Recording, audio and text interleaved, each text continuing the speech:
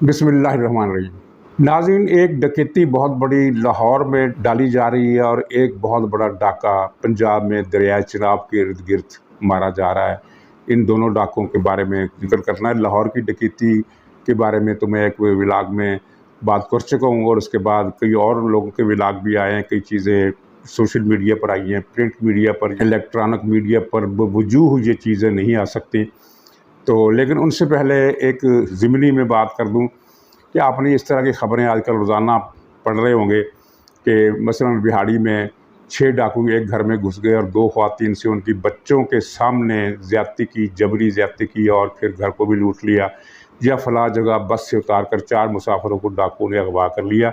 ये वाक़यात अब रोज़ बरोज़ हो रहे हैं और हर दिन हो रहे हैं और उनकी रफ़्तार इतनी ज़्यादा है कि पूरे पंजाब में एक किस्म की क़यामत बर्पा हो गई है। लाहौर में आप देखिए कि पिछले 24 घंटों में डकैती चोरी की 600 वारदातें हुई हैं। इतनी कराची में नहीं होती, जो लाहौर से दुगना बड़ा शहर है। तो आपको याद होगा कि परवेज़ मुशर्रफ के दौर में परवेज़ इलाही वज़ीर आला बना था पंजाब का 5 साल के लिए। तो उस दौर में भी ऐसी ही ख़बरें आती थी, जराइम एकदम बढ़ गए थे और डकैती, मर्डर, कत्ल, अगवा, रेप, हर चीज़ जिस तरह जो कुछ मतलब कि जराइम की दुनिया में हो सकता है वो सब अपनी दुगनी तिगनी रफ्तार से हुआ था। तो उस ज़माने में लोग चिल्ला उठे थे और एक पुलिस अफसर से किसी रिपोर्टर ने पूछा था कि ये क्या हो रहा है, तो उसने कहा कि ये हो रहा है कि हम जिस जुर्म का भी खुरा लगाते हैं वो नत हाउस जागता है, तो हम कैसे कार्रवाई करें।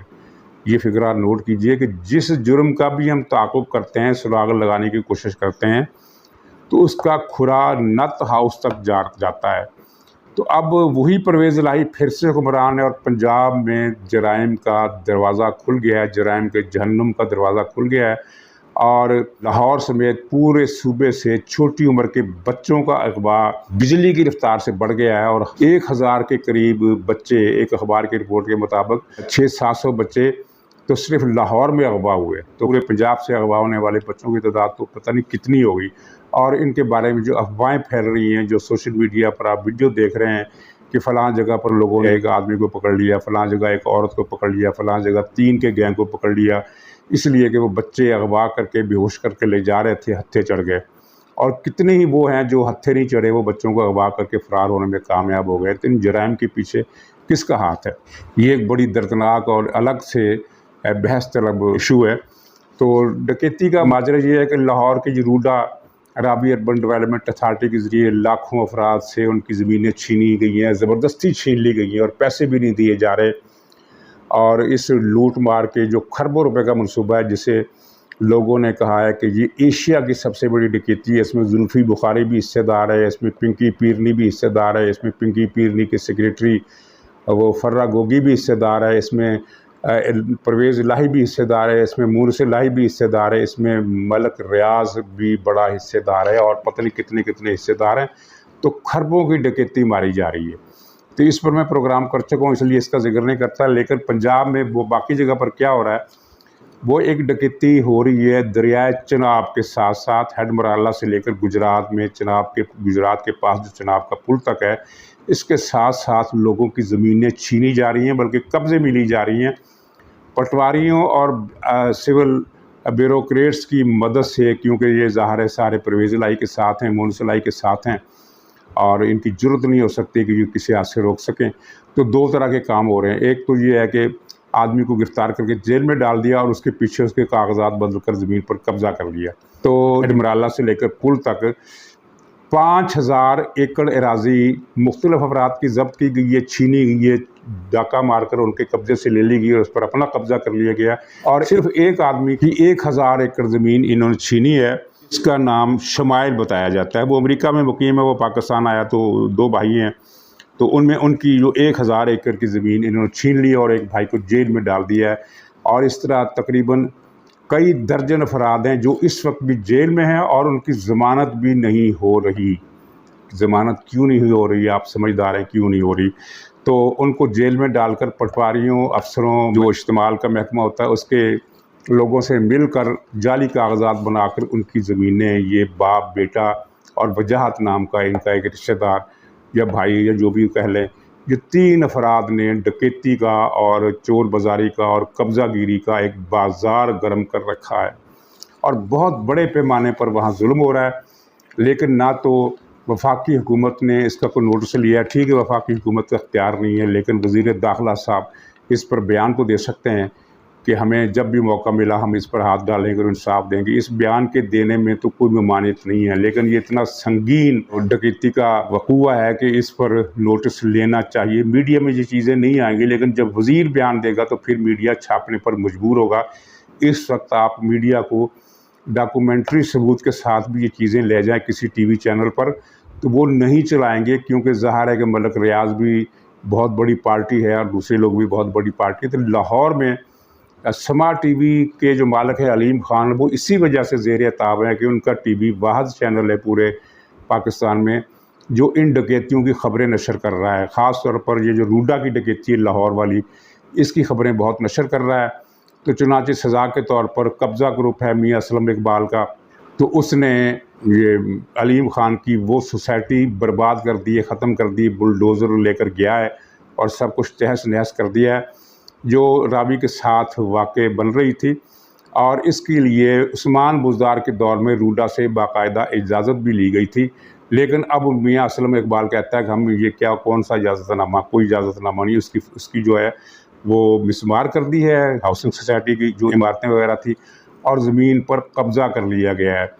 اور اس سوسائٹی کے اور علیم خان کے جو ملازم ہیں دوسرے، ان میں سے جو گرفتار کیے گئے ہیں ان کی تعداد 50 سے زیادہ ہو گئی ہے۔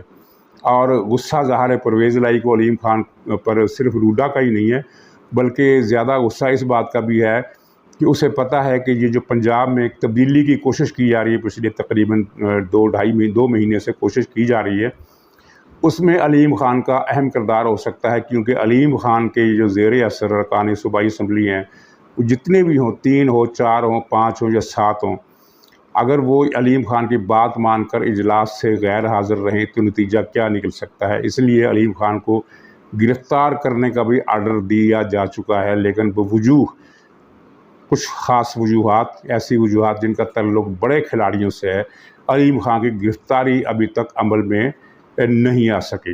لیکن کب تک ہو سکتا ہے کہ یہ جلد ہی گرفتار کر لیے جائیں، لیکن علیم خان نے صحافیوں کو جو ان کے قریب جو ان سے تعلق رکھتے ہیں، ان کی بیٹ کے ہیں اور ان کے نزدیکی گنے جاتے ہیں، ان کو صحافیوں کو بتایا ہے کہ میں نے قانونی جنگ لڑنے کا فیصلہ کیا اور میں جلد اپنی قانونی جنگ شروع کر دوں گا۔ قانونی جنگ سے مراد یہ ہے کہ وہ ان قبضوں کے بارے میں، زیادتیوں کے بارے میں، گرفتاریوں کے بارے میں عدالتوں سے رجوع کریں گے۔ تو عدالتوں سے انہیں کتنا ریلیف ملے گا یہ ہم نہیں بتا سکتے، لیکن ظاہر ہے کہ جب عدالت میں مسئلہ جائے گا تو ایک ایشو تو بنے گا، اور وہ میڈیا جو اس وقت خبریں نہیں چھاپ رہا، خبریں نشر نہیں کر رہا، وہ عدالت کی بنیاد پر کچھ نہ کچھ اس واقعے کو کوریج دینے پر مجبور ہوگا، زیادہ نہ صحیح تھوڑی صحیح۔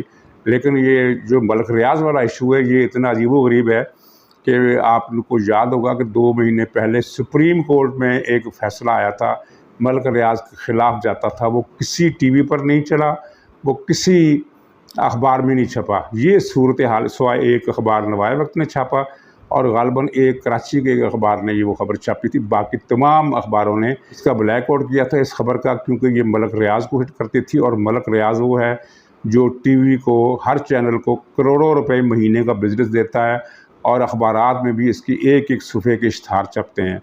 تو یہ بھی ایک مجبوری ہے پاکستان کی کہ یہاں ہر کوئی اپنے مفادات کا غلام ہے۔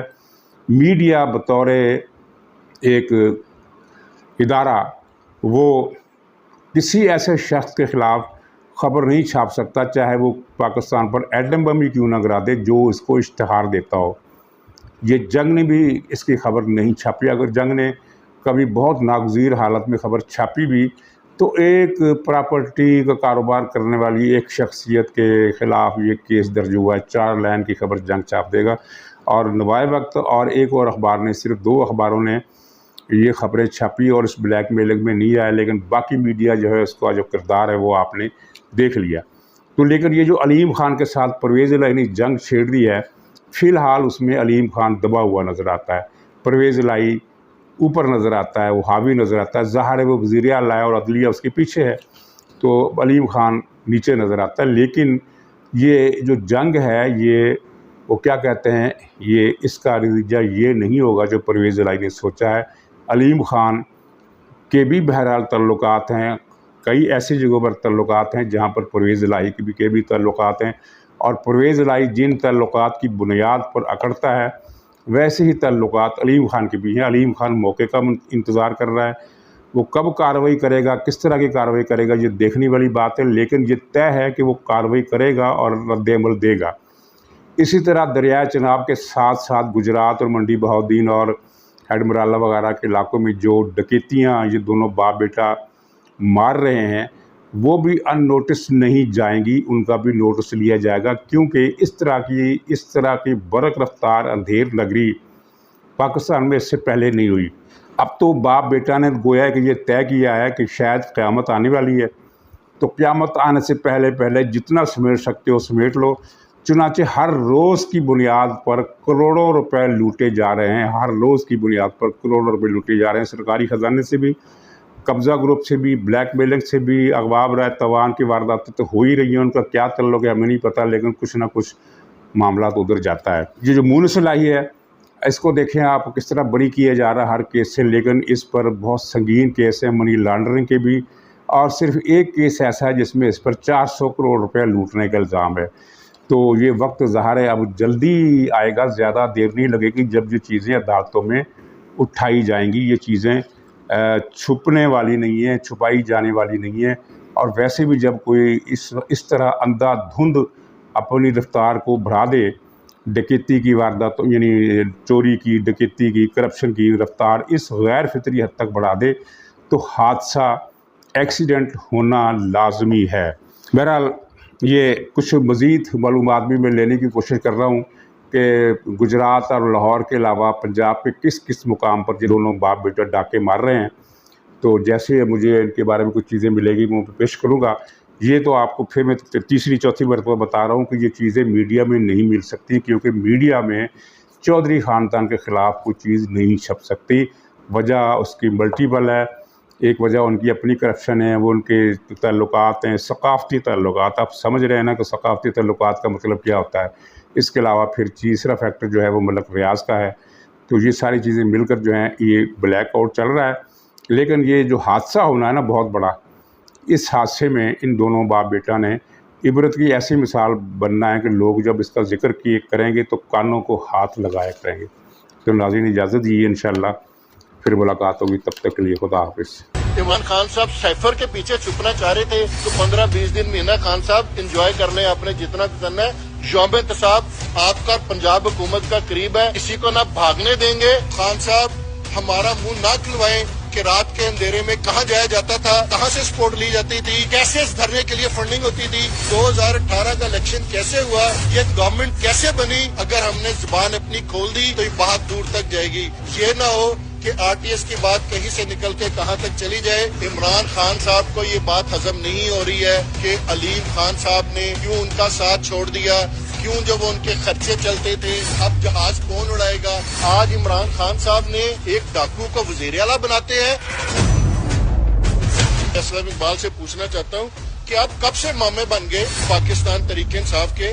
آپ جو مرضی کر لیں اسلم اقبال صاحب، آپ کے ہاتھ میں وزیر اعلیٰ کی لائن نہیں ہے۔ لوگوں نے تو احتجاج کیا بنی گالا کے اندر آ کے، کروڑوں روپے لوٹ کے کھا گیا، اربوں روپے اسلم اقبال دوسے بیکری کے اندر۔ حامد خان صاحب کبھی پرویز الہی کے بارے میں بھی بتا دیں، کبھی اسلم اقبال کے بارے میں بھی بتائیں، کیا خدمات ہیں ان کی پاکستان تحریک انصاف کے لیے۔ روزگار کام کرتا تھا فرا گوگی کا، بنی گالا کا کچن کیسے چل رہے ہیں۔ اب آپ یہ سارے کام جو کہ ہے وہ آپ اسلم اقبال کے ذریعے کرانا چاہتے ہیں۔ آج صرف اسلم اقبال صاحب یہ بتا دیں کہ یہ میرا کاروبار ہے، یہ بتائیں کہ میرا جوئے کے ساتھ تو کوئی تعلق نہیں ہے۔ آپ نے اس جوئے کے پیسے سے بیکریاں کھولی، آج جو حقیقی زادی کے جو ایک چہرہ دکھایا جا رہا ہے وہ کدھر گیا وسیم اکرم پلس، اس کو تو زادی میں شامل کرنا ہے یار۔ اپنی ہی دور حکومت میں 110 دن علیم خان صاحب نے جیل کے اندر گزارے۔ وہ کیوں گزارے تھے جیل کے اندر؟ وہ عثمان بزدار کی کرپشن کو لے کے عمران خان صاحب کے پاس گئے تھے۔ پاکستان مسلم لیگ نواز کا ساتھ دینے کا فیصلہ کیا تھا تو ہم نے کوئی عہدے نہیں لیے، ہم نے وزارتیں چھوڑی تھی۔ اگر آپ ہمارے رزق کے اوپر لات مارنے کی کوشش کریں گے تو کوئی گھر بھی، چاہے وہ اسلم اقبال کا ہو، چاہے وہ پرویز الہی کا ہو یا عمران خان کا ہو، محفوظ نہیں رہے گا۔